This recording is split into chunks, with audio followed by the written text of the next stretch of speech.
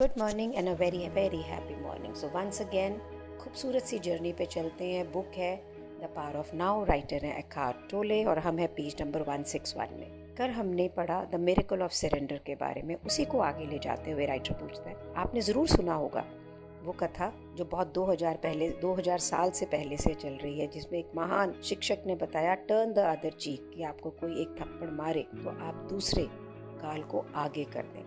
सो वो क्या कहने की कोशिश कर रहा, सिम्बॉलिकली वो क्या कहने की कोशिश कर रहा था, कौन सा रहस्य बता रहा था। सो वो कहने की कोशिश कर रहा था non resistance and non reaction, कि किसी भी चीज़ से विद्रोह नहीं होना, किसी की चीज़ से रिएक्शन नहीं होना। उस स्टेटमेंट में उसने बताया कि आप सिर्फ अपनी इनर रियलिटी जो है उसी से कंसर्न रहें। He was concern only with your inner reality, कि बाहर के जो भी हो रहा है उससे आपको कुछ ना फर्क पड़े।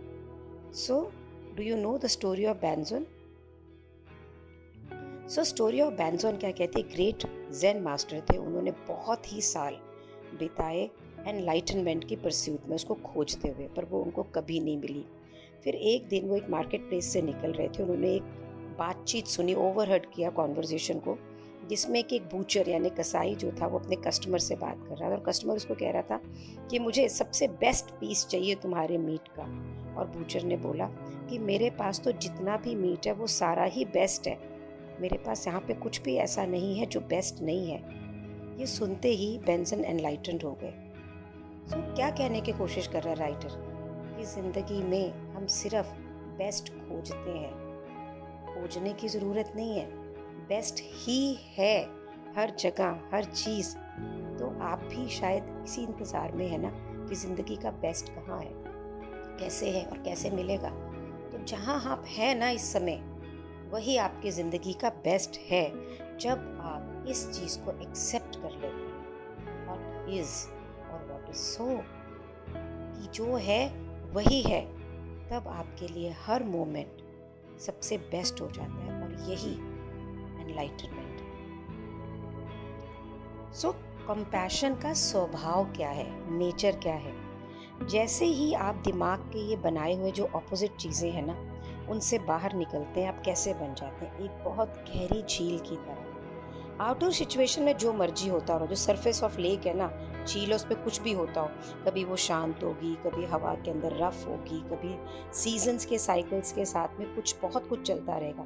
लेकिन गहराई में क्या है, गहराई में वो झील हमेशा बिल्कुल अनडिस्टर्ब्ड है, और आप ही वो झील है।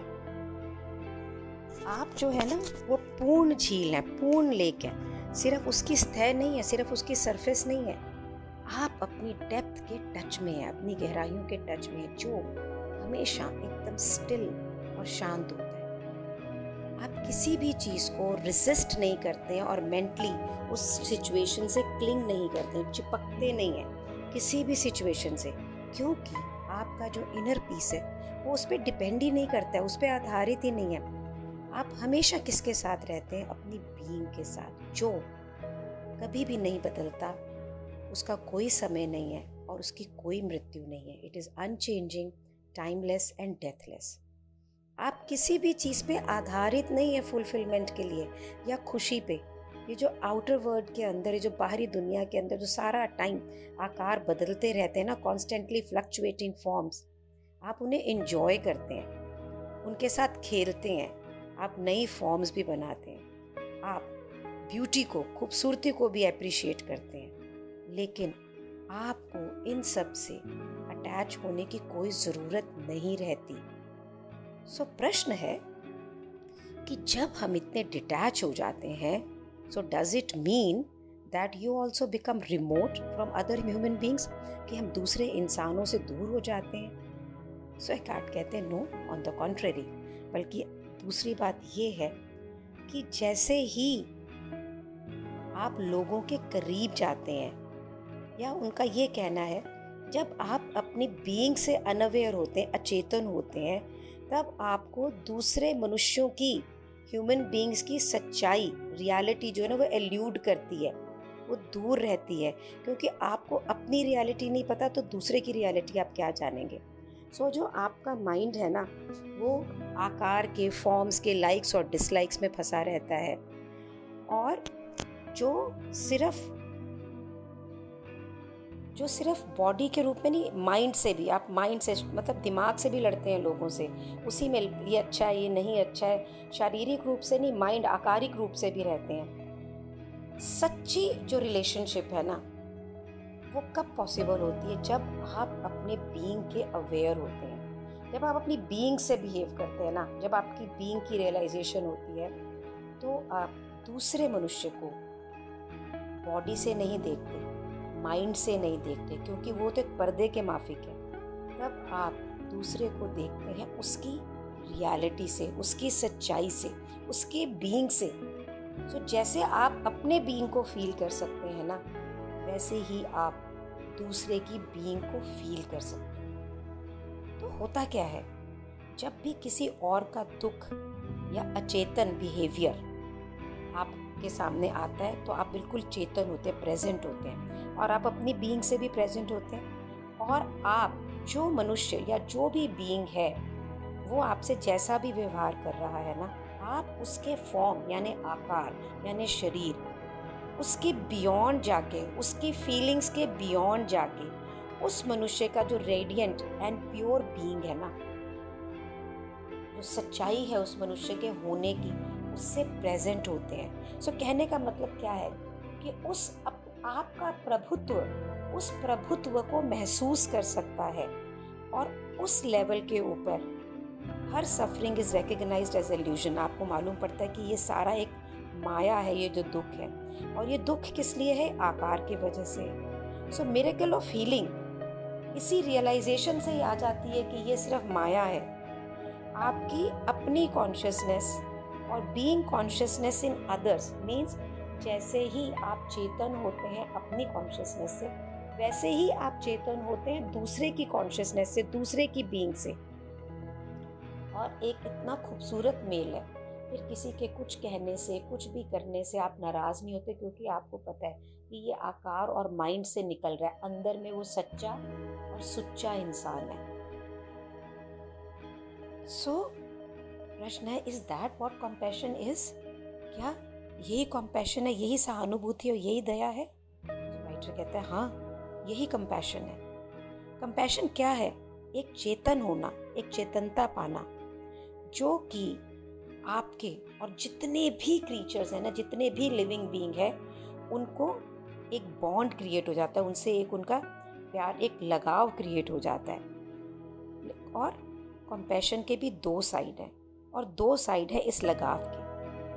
एक तरफ तो on the one hand, since you are still here in your physical body, क्योंकि आप अपने शारीरिक आकार में हैं, तो आप इन सब दूसरे आकारों के साथ भी क्या शेयर करते हैं? शेयर करते हैं vulnerability, mortality of your physical form, कि जैसे दूसरा मनुष्य भी खत्म होगा, अखंड हो जाएगा, वैसे आप भी खंड हो जाएंगे। आप ये शेयर करते हैं, दोनों में कोई परमानेंस नहीं है, दोनों ही इम्परमानेंट है। सो नेक्स्ट टाइम जब आप ये बोलते हैं ना किसी को भी कि भाई तेरे और मेरे में कोई समानता नहीं, तू बिल्कुल अलग है, मैं बिल्कुल अलग है, सोचिएगा कि आपके पास में बहुत कुछ है जो एक ही समान है। आज से कुछ सालों के बाद में, 2 साल या 10 साल या 70 साल, आप दोनों में कोई फर्क नहीं पड़ता। आप दोनों क्या होंगे? मृत, रॉटेड, और फिर क्या होगा जब आप मृत्यु के पास जाएंगे? तो आप बन जाएंगे क्या? डस्ट, धूल, और उसके बाद में कुछ नहीं होगा। सुनो, ये बड़ा सोबरिंग और एक हम्बलिंग रियलाइजेशन है, जो कोई जगह नहीं छोड़ती है घमंड के लिए या किसी भी नेगेटिव। क्या ये नेगेटिव थॉट है? नो, ये नेगेटिव थॉट नहीं है, ये सच्चाई है। और फिर इससे आंख क्यों बंद करके रखनी है? सो अगर हम ऐसे देखें तो आप में या मेरे में या किसी भी और में, जीवित प्राणी में क्या फर्क है? सो सबसे एक बड़ी पावरफुल प्रैक्टिस कार्ड कहते हैं, वो क्या है? साधना करनी, मेडिटेट करना, और मेडिटेट करना on the mortality of physical forms including your own. ये मेडिटेट करना जो इम्परमानेंस है, ये खत्म होने का, जो फिजिकल फॉर्म का है हमारे अपने को, इस पे मेडिटेट करके देखना। It is called die before you die.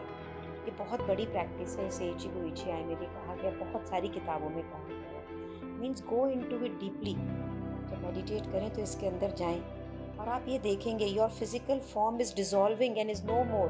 So you meditate ऐसे कि जैसे कि आपका ये फिजिकल फॉर्म डिसॉल्व होता चला जा रहा है, ये वहाँ पर है ही नहीं। और फिर एक मोमेंट ऐसा आएगा, एक क्षण ऐसा आएगा जब आपके सारा दिमाग का ये फॉर्म, माइंड फॉर्म्स या कितनी भी सोच है, जितनी भी ये सोच है, ये सब खत्म हो जाएगा। इसके खत्म होने पे भी रहेगा क्या? आप खुद, आपकी डिवाइन प्रेजेंस, आपकी प्रभुत्व, आपका स्पिरिचुअल प्रेजेंस जो कि आप असल में हो, वो कैसा है? रेडिएंट, चमकता हुआ, इल्यूमिनेटेड, जैसे लाइट के अंदर करता है, फुल्ली अवेक, कंप्लीटली चेतन। और जो भी असल में था ना, वो कभी खत्म नहीं होता, वो कभी नहीं मरता। क्या मरता है? सिर्फ नाम, आकार, माया, इल्यूजन्स, फॉर्म, नेम्स। तो जो हम हैं वो तो हम अमर हैं। सो क्या आज यहीं तक छोड़ें और आज मेडिटेट करें? ऐसे मेडिटेट करें कि हम महसूस करें कि जो ये हमारा आकार डिसॉल्व हो गया, इट्स नो मोर। और बचा क्या है? बचा ये है जो प्रभु का अंश है, जो प्रभु खुद है। That is what that is what practice and meditation I will. Thank you so much for being in my life and I am sure आज आप भी इस थॉट के साथ रहेंगे और मेडिटेट करेंगे और आप देखेंगे हर मनुष्य को बिना आकार के वो कुछ भी बोलेगा, आप उसका प्रभुत्व महसूस करेंगे। And then you will be one, not with one, two और three, you will be one with everyone. So let's create a world that was really created